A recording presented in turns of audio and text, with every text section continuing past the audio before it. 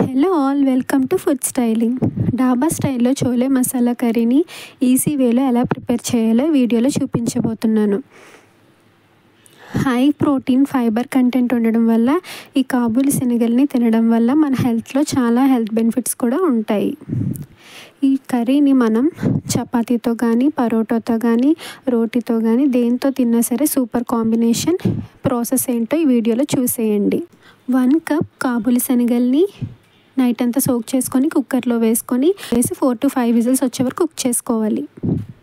ప్యాన్లో ఒక దాల్చిన చెక్క, 3 లవంగాలు, 2 ఇలాచి, 1 టీ స్పూన్ మిరియాలు, 1 టీ స్పూన్ జీలకర్ర, 1 టీ స్పూన్ ధనియాలు, 3 ఎండుమిర్చి వేసుకొని బాగా ఫ్రై చేసుకోవాలి. ఫ్రై చేసుకొని మిక్సీ జార్లో వేసుకొని ఫైన్ పౌడర్గా చేసుకోవాలి. 2 టొమాటోస్ని ప్యూరీగా మిక్సీలో పట్టుకోవాలి. ప్యాన్లో ఆయిల్ వేసుకొని ఒక బిర్యానీ ఆకు, 2 లవంగాలు, 1 చెక్క, జీలకర్ర వేసుకొని బాగా ఫ్రై అయ్యాక 2 పచ్చిమిర్చి, కొంచెం కరివేపాకు, 1 ఉల్లిపాయని ఇలా ఫ్రై చేసుకోవాలి. టొమాటో ప్యూరీని కూడా వేసుకొని ఆయిల్లో బాగా ఫ్రై చేయాలి. టొమాటో ప్యూరీ అంతా కూడా బాగా ఫ్రై అయ్యాక 1 teaspoon salt, 1 teaspoon chilli powder వేసి బాగా ఫ్రై చేసుకోవాలి. ఆయిల్ అంతా బాగా పైకి వచ్చినప్పుడు మనం గ్రైండ్ చేసుకున్న మసాలా పౌడర్ని కూడా వేసుకొని బాగా ఫ్రై చేసుకోవాలి.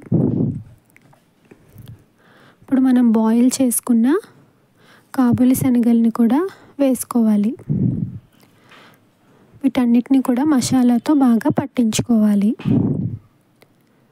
కొంచెం వాటర్ని వేసుకొని ఒక 10 to 15 మినిట్స్ కొంచెం లో ఫ్లేమ్లో బాయిల్ చేసుకోవాలి.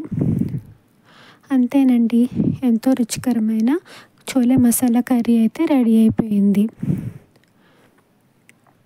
ఈ కర్రీని మీరు బిర్యానీతో, రోటీతో దేంతో తిన్నా చాలా బాగుంటుంది.